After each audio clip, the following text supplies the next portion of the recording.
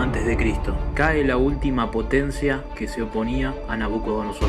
Se trata de un descubrimiento arqueológico único, ya que Jeremías menciona que este oficial estaba junto a Nabucodonosor. Daniel fue determinante para influir en la vida del rey. El profeta Jeremías había predicho todo lo que sucedió al pueblo de Judá por su idolatría. Todo esto cumplido ante los ojos de Daniel.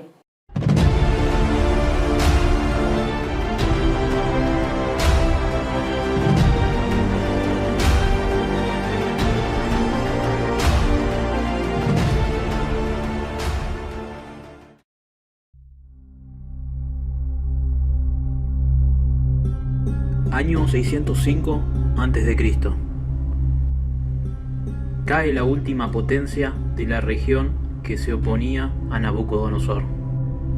Necao, faraón de Egipto, cae en batalla en Carquemis frente a Babilonia, comandadas en batalla por el hijo de Nabopolassar, Nabucodonosor.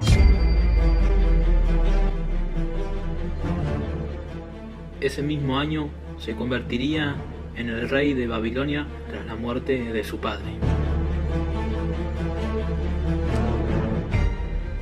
Tras imponer su dominio en todas las naciones de la región, incluido Judá y Jerusalén, Nabucodonosor le ordena al jefe de sus eunucos que trajese de los hijos de Israel los príncipes de este pueblo y los sabios de esta nación para que ahora trabajasen para la corte de Nabucodonosor.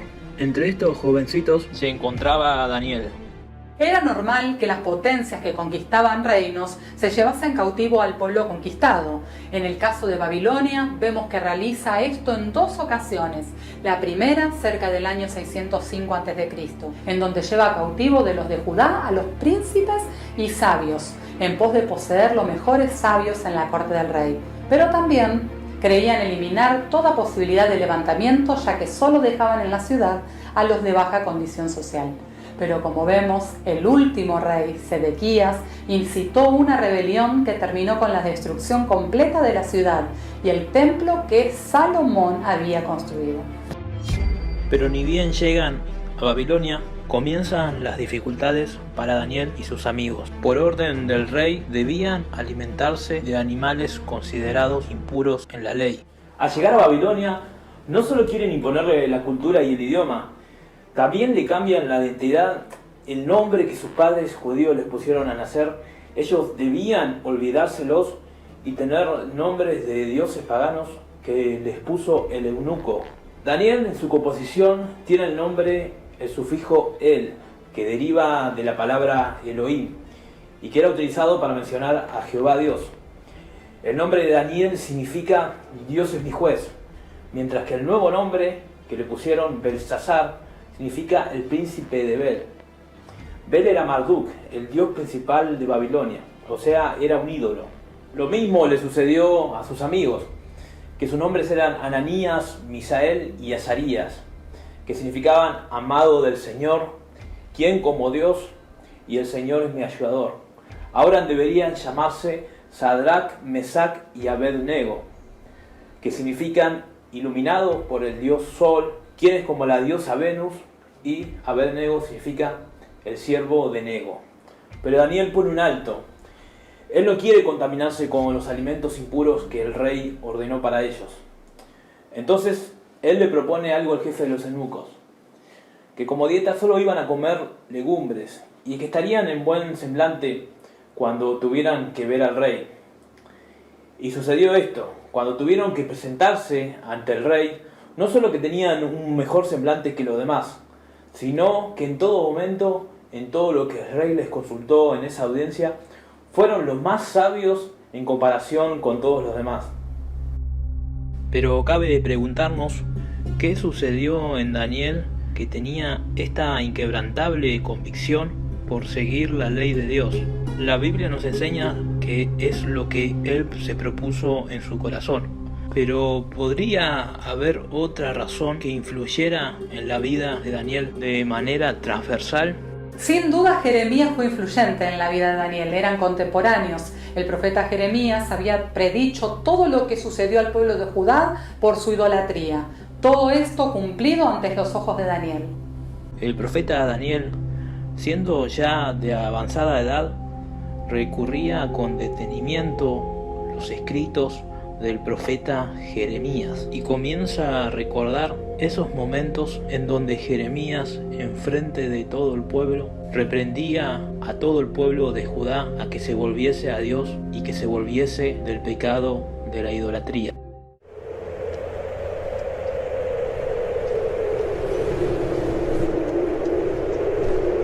Desde el siglo XVI hasta el siglo XIX, la alta crítica ha negado sistemáticamente la existencia de Nabucodonosor, afirmando así que el libro de Daniel no es más que un libro de ficción, pero una excavación del arqueólogo alemán Robert Johann Koldewey cambiaría y acallaría siglos de escepticismo.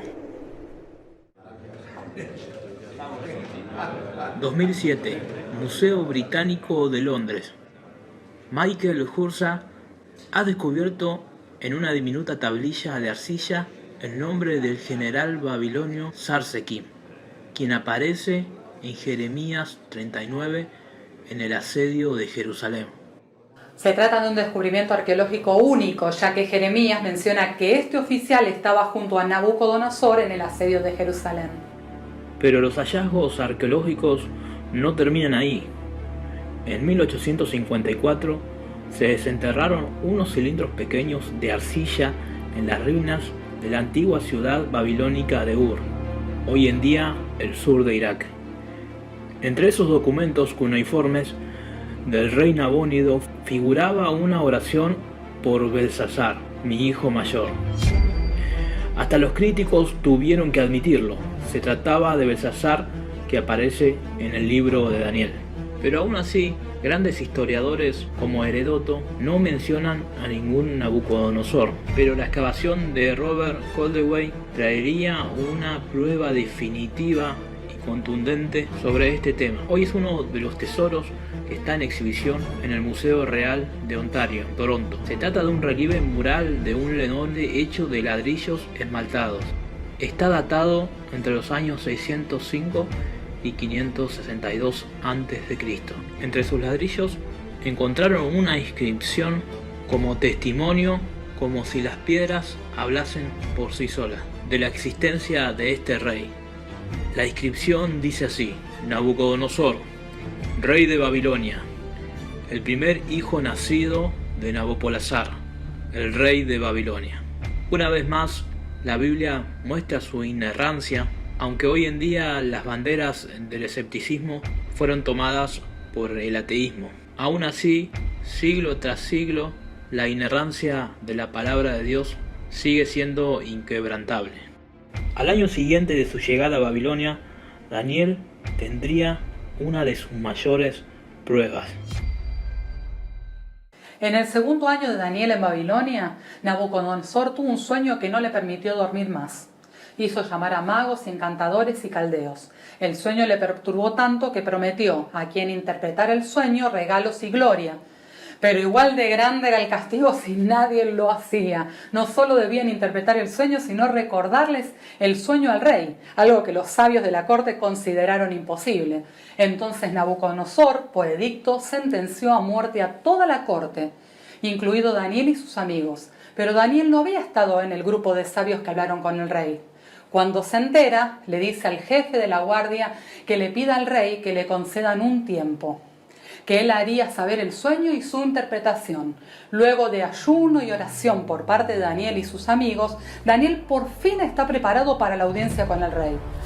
Daniel le muestra al rey su sueño y su interpretación, una imagen de un hombre compuesta de distintos materiales. Cada parte del cuerpo le enseñaba los imperios que se levantarían y que precederían a su imperio. Le da características de los imperios que se levantarían después del suyo con descripciones que encajan a la perfección con la historia de la humanidad.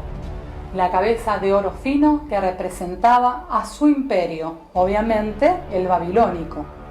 Sus brazos de plata que representaban al imperio medo-persa.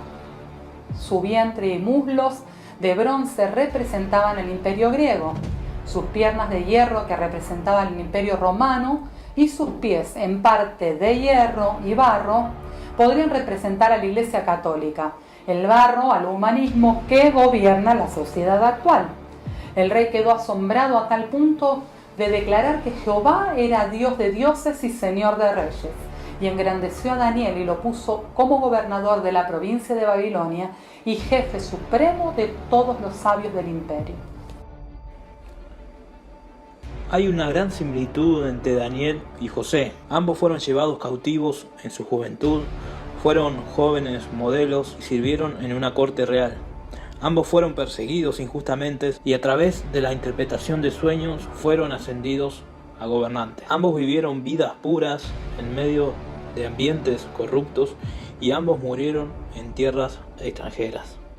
En el capítulo 4 vemos un testimonio de Nabucodonosor, en el cual él cuenta desde su punto de vista lo sucedido en el capítulo 2. En este capítulo nos cuenta algo más, y es que Daniel aconseja a Nabucodonosor que actúe con justicia y misericordia con los oprimidos. Pero al cabo del tiempo, según las palabras del mismo Nabucodonosor, se enorgulleció de tal manera que Dios permitió que la locura se apoderara del rey. Una locura tan grande fue llevado a vivir con los animales y las bestias. Pero cuando glorificó a Dios es cuando se le devuelve la cordura y vuelve a reinar sobre Babilonia. Podemos decir que en este tiempo de cambio fue cuando se liberó al rey judío Joaquim, que anteriormente había sido deportado desde Judá y estaba como prisionero en Babilonia. Joaquim era descendiente directo del rey David.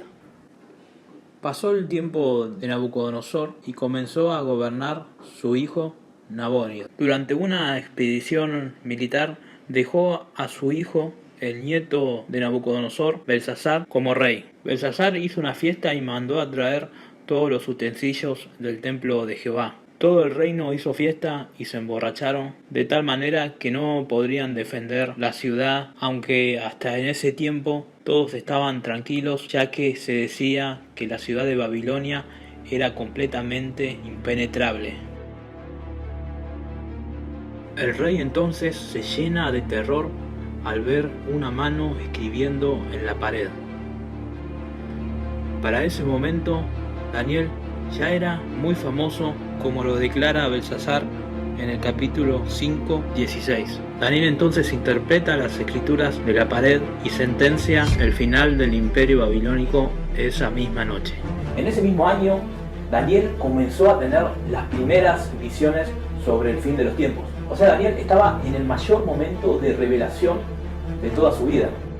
Muy seguramente Belsasar creía imposible que alguien pudiese traspasar las impenetrables murallas, pero Darío de Media, quien comandó las fuerzas de Media y Persia, tuvo una estrategia brillante. Ordenó construir un dique, el cual desvió el agua, por lo que los ejércitos pudieron entrar a la ciudad sin asediarla. Darío, como recompensa, recibe por parte de Ciro el reino de Babilonia.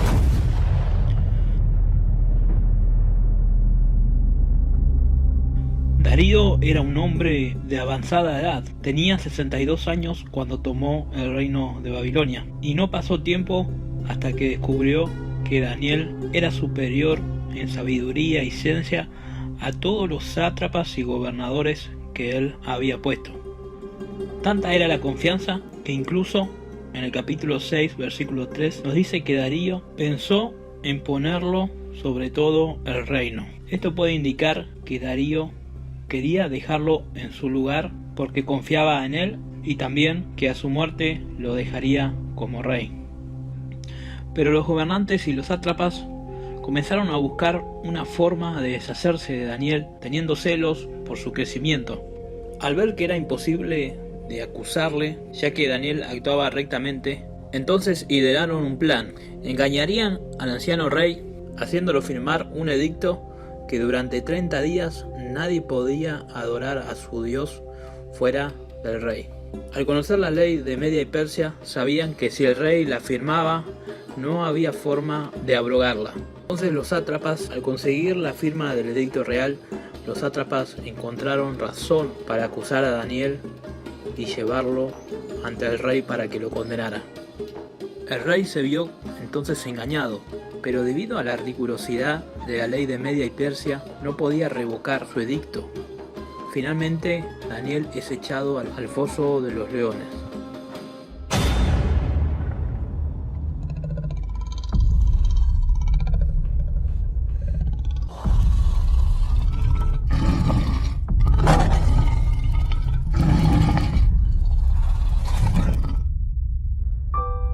Pero el milagro sucedió. Al día siguiente, Darío fue hasta el foso y preguntó: «Siervo del Dios viviente, el Dios tuyo, a quien tú continuamente sirves, ¿te ha podido librar de los leones?». Entonces Daniel le responde como testimonio vivo que Dios envió un ángel para que cerrara la boca de los leones. El edicto era claro: Daniel debía ser echado al foso de los leones. Al cumplirse la sentencia, Darío pudo ordenar que lo sacaran, ya que los sátrapas y gobernantes habían cometido un error. Ellos dieron por muerto a Daniel por el hecho que lo echasen a un foso lleno de leones. Es entonces cuando Darío ordena sacarlo y en donde condena a todos los sátrapas y gobernantes quienes lo habían engañado. La sentencia del rey Darío puede parecer excesiva o brutal, pero era acorde a lo que eran las sentencias en esa época. Darío, aunque creía que el Dios de Daniel era el único Dios por el testimonio en la vida de Daniel, él no conocía realmente, no tenía conocimiento sobre Dios. Daniel fue determinante para influir en la vida del rey, para que entrara en el conocimiento de lo que era Jehová y de lo que Jehová pedía del hombre. Pero aún lo más impactante en la vida de Daniel estaba por venir: las visiones apocalípticas.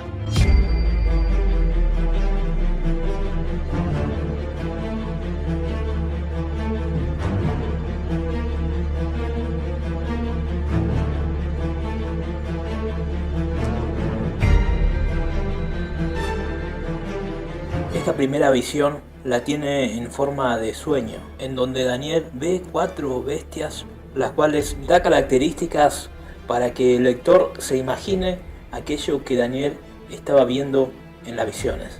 Daniel utiliza una figura de contraste del símil. Al igual que el apóstol Juan, Daniel comparaba lo que veía en sueños, describiéndolo de acuerdo a las características de algo conocido por todos. En el caso de las bestias, por ejemplo, la primera bestia como un león con alas. Pero después vemos que las 4 visiones que Daniel tiene también recibe la interpretación de las mismas. Daniel nos dice que vio 4 bestias. La primera era como un león, la segunda era como un oso, la tercera bestia era como un leopardo, y la cuarta bestia no la asemeja a ningún animal o ser vivo. Sin embargo, Daniel nos da su impresión emocional y algunas características que hacían a esta bestia diferentes de las anteriores. Después de esto, miraba yo en las visiones de la noche, y he aquí la cuarta bestia, espantosa y terrible, en gran manera fuerte, la cual tenía unos dientes grandes de hierro, devoraba y desmenuzaba, y las obras hollaba con sus pies, y era muy diferente de todas las bestias que vi antes de ella, y tenía 10 cuernos. Pero vemos que llamativamente Daniel experimenta varios sucesos al mismo tiempo dentro de esta visión. Por eso es que vemos que Daniel se acerca a uno de los que asistían en ese gran día en donde el anciano de días se sentó en el trono y comenzó a juzgar a los santos y a la bestia. Me acerqué a uno de los que asistían y le pregunté la verdad acerca de todo esto, y me habló y me hizo conocer la interpretación de las cosas. Pero ¿cómo Daniel podía interactuar con otras entidades dentro de una visión? Algunos especulan que Daniel pudo haber viajado a través del tiempo. ¿Es esto cierto? ¿Acaso Dios lo llevó a través del tiempo para que algún santo, algún ángel en el futuro le explicara a Daniel todo lo que iba a suceder? Lo cierto es que todo esto se produce en el contexto de un sueño.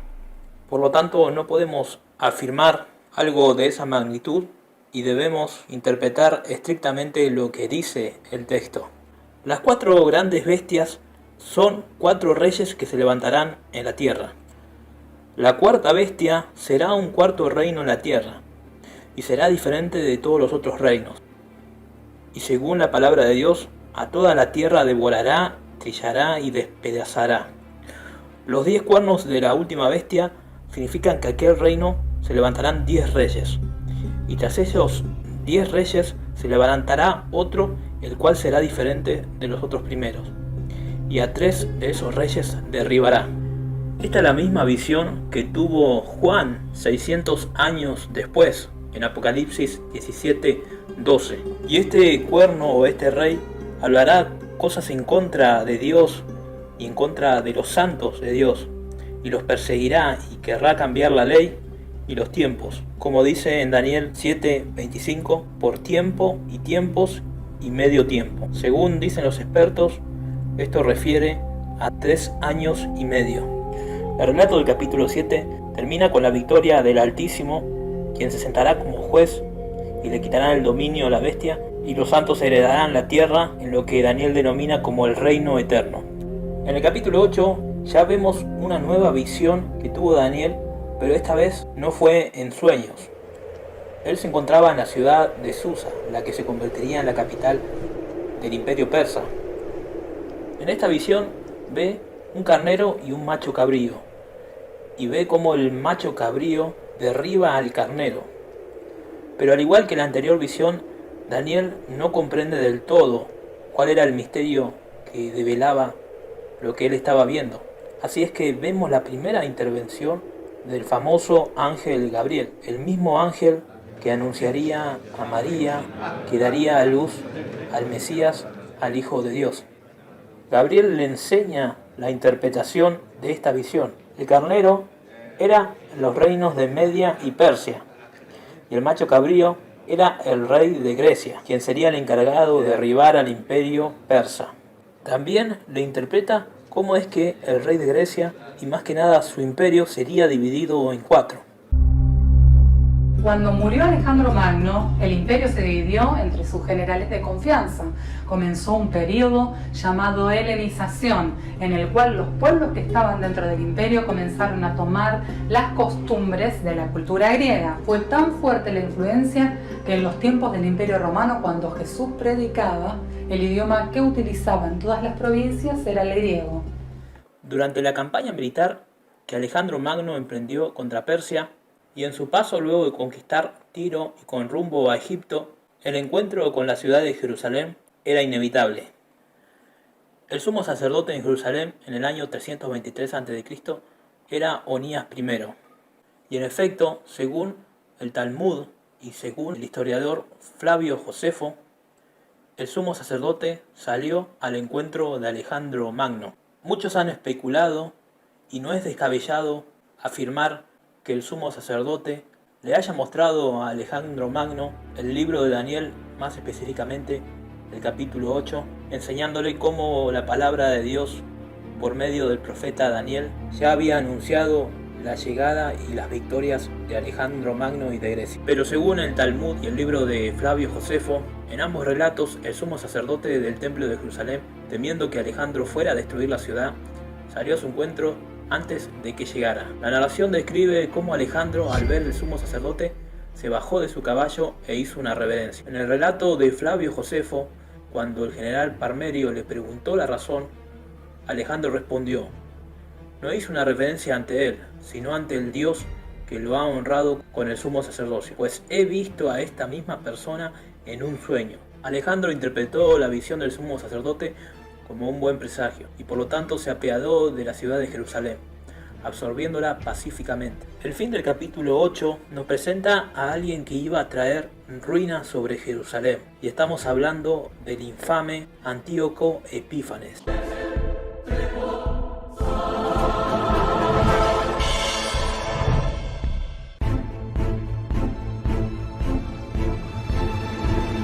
Antíoco Epífanes cometió aberraciones y profanaciones los cuales nunca se habían visto en Jerusalén. Derramó sangre humana en el templo, ofreció sacrificios a los ídolos dentro del templo, sacrificó animales impuros como lo fue el cerdo, El santuario y las cosas santas debían ser mancillados, debían erigirse altares, recintos sagrados y templos a los ídolos, sacrificaron cerdos y otros animales impuros. Prohibía la circuncisión de los niños y el que no obraba conforme a la orden del rey debía morir. Algunos judíos vieron en este rey la profecía de Daniel, de la abominación desoladora en el templo. Luego del capítulo 9, en donde Daniel hace una oración en favor del pueblo de Israel, tenemos la profecía de las 70 semanas, en donde nos revela una de las profecías mesiánicas más impactantes, y era que el Mesías iba a morir. Ya en el capítulo 10, y luego de 3 semanas de ayuno por parte de Daniel, vemos que recibe la visita de un posible ángel de mayor rango, ya que el profeta nos da algunas características únicas que no poseía el ángel Gabriel. Y alcé mis ojos y miré, y he aquí un varón vestido de lino, y ceñido sus lomos de oro de Ufaz. Su cuerpo era como de berilo, y su rostro parecía un relámpago, y sus ojos como antorchas de fuego, y sus brazos y sus pies como de color de bronce bruñido, y el sonido de sus palabras como el estruendo de una multitud. En este capítulo, este ángel nos revela un secreto impresionante, que es la guerra espiritual que llevan adelante los ángeles de Dios frente a los ángeles caídos de Satanás. Y es que parece mencionar que estos ángeles tienen paridad de condiciones frente a los ángeles de Dios. Entonces me dijo: Daniel, no temas, porque desde el primer día que dispuse tu corazón a entender y a humillarte en la presencia de tu Dios, fueron oídas tus palabras, y a causa de tus palabras yo he venido. Mas el príncipe del reino de Persia se me opuso durante 21 días. Pero he aquí Miguel, uno de los principales príncipes, vino para ayudarme. Podemos ver en los relatos de las visiones que Daniel había quedado espantado ante estas revelaciones, por lo que podemos deducir lo fuerte, poderosas que estas visiones podrían ser. Entonces el ángel le muestra lo que sucedería luego de la muerte de Alejandro Magno, pero también lo que sucedería en los tiempos finales. Es importante entender que la cultura greco-romana veían las profecías con un tiempo y un cumplimiento. En cambio, el pueblo judío tiene una cosmovisión distinta, dado a que si una profecía se cumple hoy, al ser cíclica puede volver a tener más adelante otra vez su cumplimiento. Esta profecía tuvo un cumplimiento parcial en el tiempo de Antíoco Epífanes, pero tendrá un cumplimiento completo cuando surja el anticristo al fin de los tiempos. El ángel nos menciona la llegada de un hombre despreciable, el cual no hará caso al Dios de sus padres, por lo que podemos deducir que ese hombre identificado con el anticristo de Apocalipsis será un descendiente de judíos o de árabes. Por último, en el capítulo 12 nos menciona algunas cosas únicas. Como dijimos antes y como vimos visión tras visión, Daniel seguía sin comprender del todo lo que oía y lo que veía. En el capítulo 12:8 vemos explícitamente que Daniel reconoce no comprender aquello que estaba viendo y oyendo. Algo que deja atónitos incluso a las personas no cristianas es que Daniel no comprendía lo que estaba escribiendo. Y eso nos deja una verdad bíblica en cuanto a la profecía apocalíptica. Y es que es progresiva. Las palabras están selladas y contienen misterios. Hasta que llegue el tiempo del fin, nosotros en estos tiempos somos privilegiados porque se está cumpliendo todo y se está develando de a poco los misterios apocalípticos. Daniel, por último, recibe la promesa de que luego del fin se levantaría y recibiría la heredad de parte de Dios al fin de los días. El libro de Daniel trae conceptos únicos, como lo es la muerte del Mesías, la resurrección de los muertos, el juicio final y la vida eterna. Es por eso que honramos a Dios por la vida de este gran profeta, y en el cual, como dice el libro, estaremos junto al Señor y con Él recibiendo por heredad la tierra en el reino eterno. Déjanos tu opinión y tu comentario o tu interpretación de algún texto de Daniel para bendecirnos mutuamente. No olvides compartir y suscribirte. Por mi parte, eso es todo. Te saludo hasta el próximo video.